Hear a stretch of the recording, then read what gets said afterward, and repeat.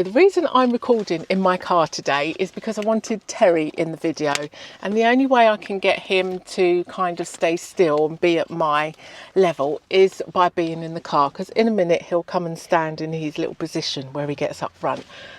So the channel has just recently reached 10,000 subscribers, and the reason I want Terry in the video is because I am sure Terry's picked up a few subscribers. Here, Terry, this is what you're after. Come on then, come up front and say hello to YouTube. So whenever I leave him in the car to go shopping in the supermarket, he's such a good boy, so I bring him back a little treat, and that is what he always waits for when I come out of the supermarket, don't you? Hey, because he's a good boy. So yes, so I just wanted to say thank you to everybody that's here. I don't know why you're here. I'd like to know actually in the comments. Genuinely, I would like to know. I do wonder. And I know recently I've picked up a lot of new subscribers. So thank you for being here. Welcome aboard. And it's not so much being here as well. There are some of you that I know that have been here from the beginning. I can't believe you've been here all this time. I shouldn't say that. So thank you. And not only that, it's the joining in, it's the comment. There's some of you who always comment, always join in, talk amongst one another, and so I love it. And the love and support that Terry and his buddy, who now is homed elsewhere, that I've received of the channel is just so heartwarming. I love it. So thank you. What else did I want to say? The other reason why I wanted Terry here was we can learn a few things from animals, and I do believe they are sent here to teach us things. I still don't know what he's been sent here to teach me. Maybe patience, definitely patience. But sometimes I just think we need to be more dog. If you don't know, Terry is the second half of a duo that lived in a cage for most of their life, 5 years for definite, and possibly their whole life, which is 8 years, 24/7, 7 days a week, 365 days of the year, not taken out for walks, not given cuddles and attention. So the other dog is homed with another family now. I had him for well over a year. A year was plenty. He adopted himself another family. He found himself a family. So bearing in mind how they was treated, okay, keep that in your mind for what I have to say next, okay? Just kept in a cage, not walked, not even used for taking out hunting, as if so there's no purpose at all. Not used as guard dogs because they was at the back of the garden. So I'd had the dogs a few months, and their former captive had sent me a text saying, can I have some pictures of the dogs? But he asked for some, I'll have to find the message, but he messaged me and WhatsApped me and asked for some pictures of the dogs, because I had promised, because in my desperation to get them off of him, for those of you who don't know, it took me 3 years to persuade him to let me have these dogs, and kind of came apparent after 3 years why. But we won't go into that. But he finally let me have them. So, and I tried all sorts of tactics. One of the things I said, you can come and see them anytime. I'll send you videos and pictures and keep you updated. So when I tell people this, and people that know their background, they get very annoyed and think, didn't care about them dogs, he doesn't love them dogs, why does he want pictures of them now? Somebody said you should have sent him pictures of them in their cage. But as I said, obviously when I told people, they were not very understanding and didn't think he deserved any pictures of the dogs. But, and why in a long-winded way I'm getting to the point of what dogs can teach us, the other thing I have done is taken the dogs to see him. But when I did that, you should have seen Nelson and Terry. As far as they was concerned, that was the person that fed them and gave them water. So that was all they knew, despite it being a horrible life, which included sometimes going days without food. So Terry and Nelson were quite happy to wag their tails and say hello, and didn't hold any hate or grudges or anything. So if you want a lesson in forgiveness, because dogs are incredibly loyal, and why I say that teaches us, is because now I had already forgiven him, and I'll tell you why in a minute. But, you know, many other people saying, oh, you shouldn't send him pictures, and why would you take him to see the dogs?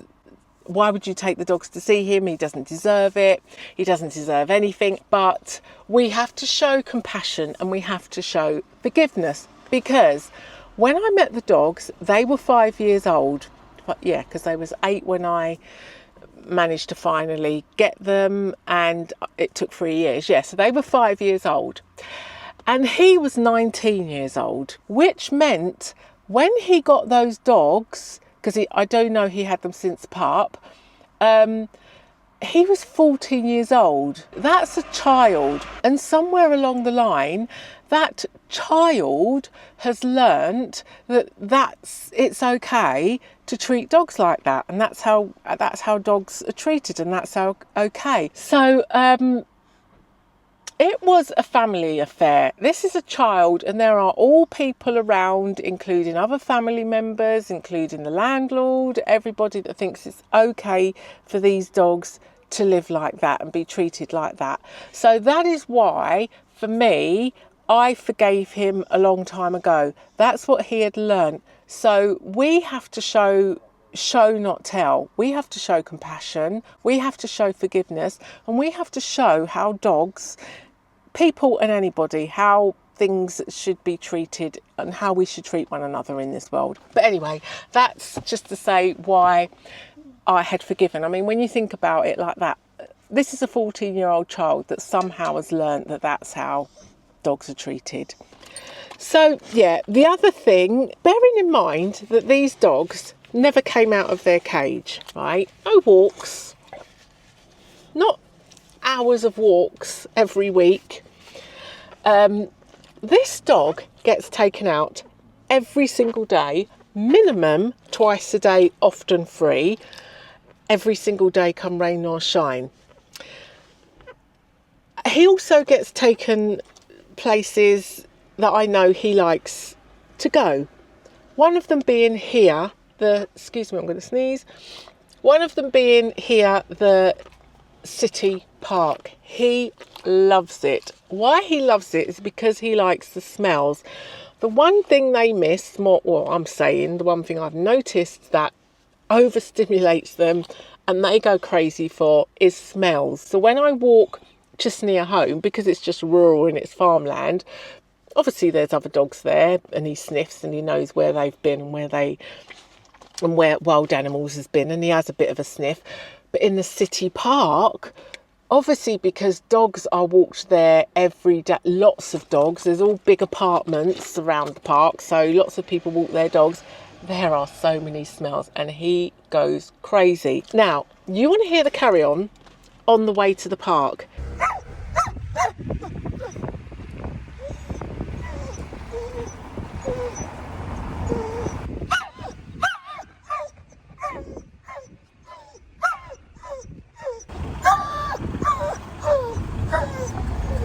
He now knows very quickly the route. The second we get off the sort of dual carriageway bit or the country roads, the second he gets a whiff of the town and knows where we're going, and I've even tried taking a different route and he still knows. He just knows once we're getting into the urban area, he goes ballistic.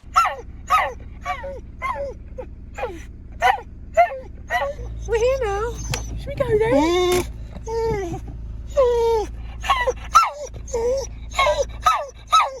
My point is, he knows what's coming ahead. It doesn't matter that before he never had any walks. It doesn't matter before that he never had any fun. He knows what life is like now. He knows what fun is like. He knows what a good life is like and what there is to look forward to. So he gets so excited. He barks out of the window. He embarrasses me. Everybody looks. We go one of the roads driving into town where he's barking out the window. There's all these dogs in the garden. So we're driving along, leaving a wake of barking dogs behind us because all these dogs in their garden hear this dog barking. He sets them off. It's absolute chaos. So my point is, what he is teaching us is that it is okay to expect more out of life. And so what I will hear people say a lot sometimes, I've seen it on channels and people have said it to me, if you show any kind of discomfort or unhappiness, or we're all entitled to a little moan every now and again. I don't think I do that very often. But obviously I'm human, we all do. But people's reaction will be, well, you should just be lucky that you're living the life you're living, or you should just be lucky that you're in Portugal, or you should just be lucky that you're not starving, or you should just be lucky that you're not in a war zone. That is not a way to live life. There will always be somebody better off than you. Always. You might be sitting on top of your grave, nearly about to get in it. But until you are in it and no longer breathing, you are still better off than others that are already 6 foot under. And I don't think we should just settle for less just because other people have less than us or other people are suffering. Obviously, we want to help where we can, we want to support, we want to have empathy, but we can't dumb down our existence just because other people around us are suffering. And I don't know about you, but I am very unhappy sometimes. I'm very sad. I'm very anxious. And sometimes I feel like, for God's sake, stop the planet. I want to get off, because you just see people suffering, animals suffering, atrocities being carried out. But it doesn't mean that we should just think,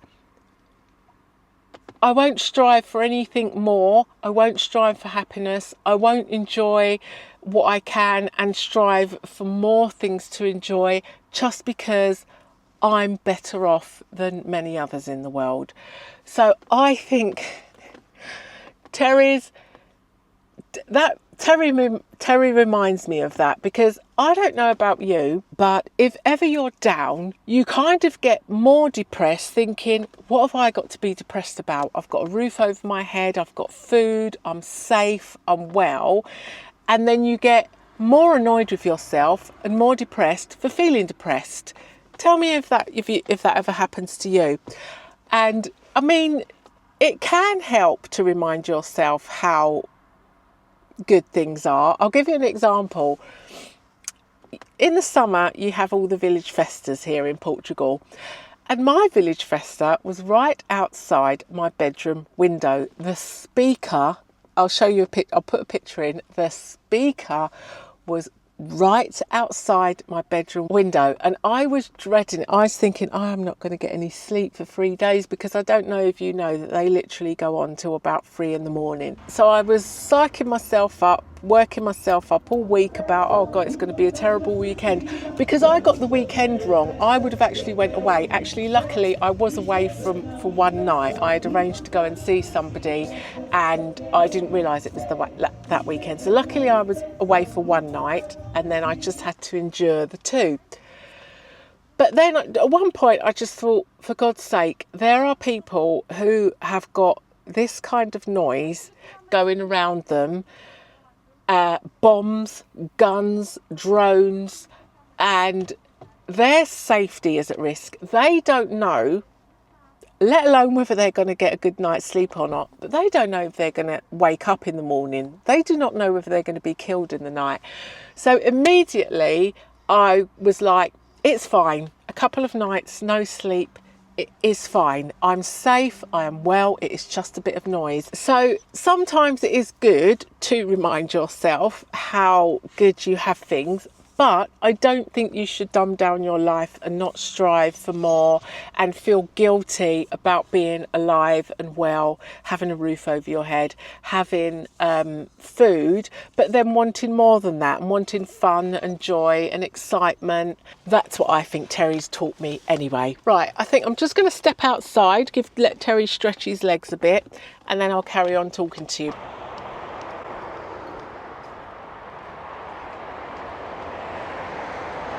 Right, back home now. Terry's in bed. He absolutely loves his bed. Loves it to bits. So anyway, back to YouTube. And like I said before, I just love that so many of you show up, comment, share your thoughts, share your experiences, chat to one another. I really appreciate you being there and being in the comments, and I really appreciate the people that have been here right from the beginning, following along. So I just wanted to give a bit of a shout out and a mention to some of you who are always showing up in the comments. I don't know if these are showing the last few months, I don't know. I don't think it's the lifetime of the channel, but right at the top is Ruth, who shares and chats a lot in the comments. We've got Jen She, who's always showing up, always sharing her thoughts. We've got Penny Gets It Together. This is in order. We've got Mrs. Catnipper, and who sent me some very nice messages as well. Very thoughtful, always thinking of me. We've got Christine, 5430, spends a lot of time in the comments. We've got Heidi, happy in Spain, and many of you also joining on the lives, which is fun. So some of you I really feel like I've got to know. Many of you will know Cindy Vine over at Cindy Vine Portugal. She's coming up as one of my top commenters. We've got Gianni Hyde, and we've got Nubia Net, who's often here saying hello. And then we've got Portugal 1969, Leslie Smith 8300, She Hazi, Anne Seeking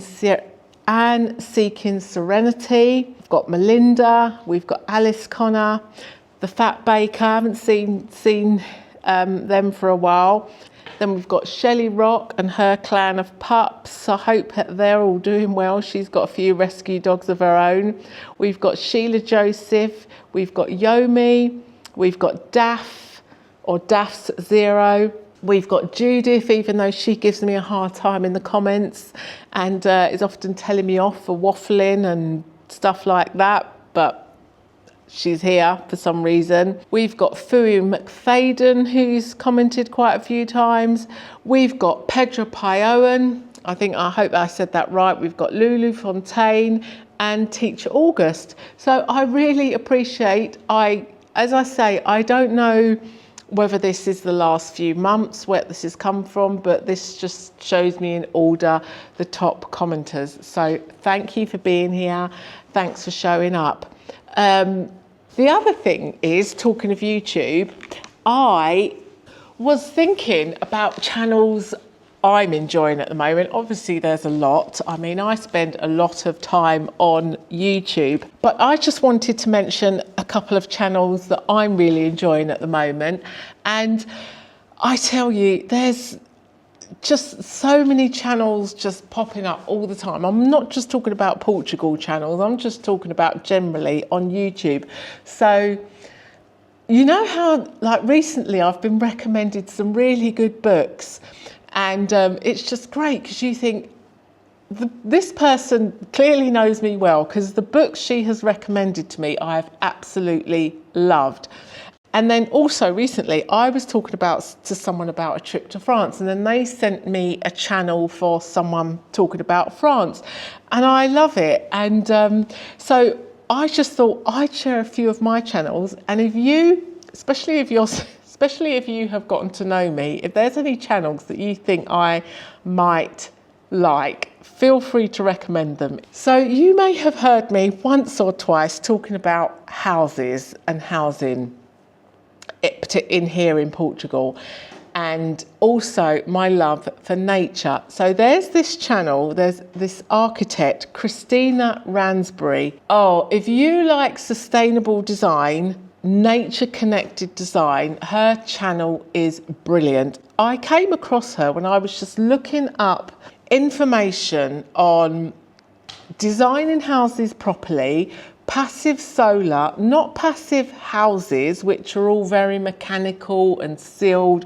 and use a lot of technology, but just simply using a little bit of, I almost want to say, common sense, and just designing so that houses actually something simple like just facing the house in the right direction without even getting technical into what materials and everything you use.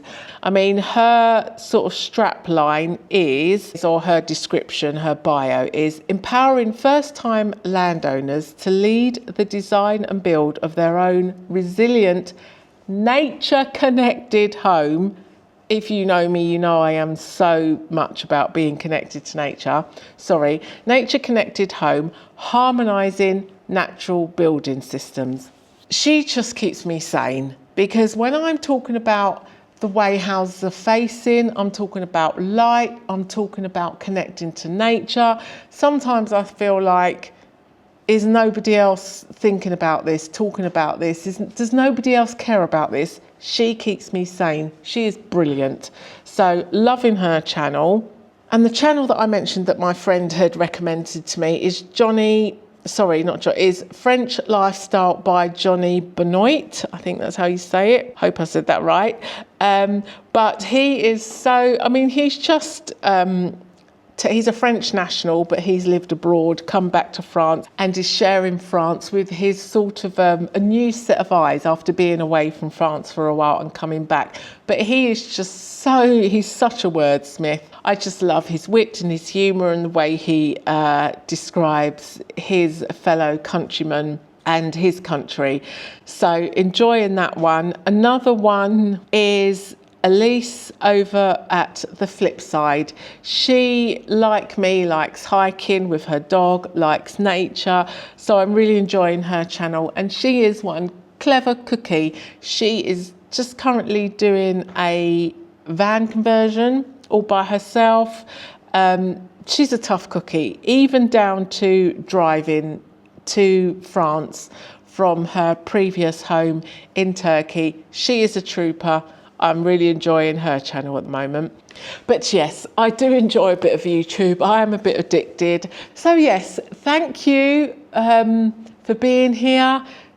I mean, you know, I don't know. It just seems to be a number 10,000 that you're supposed to celebrate. Anyway, talking of subscribers, if you are coming back here regularly and you are enjoying the videos, then do subscribe. I know YouTube just shows you the videos anyway, regardless of whether you're subscribing. But if you are coming back regularly and you plan on hanging around and watch the videos, then do hit the subscribe button.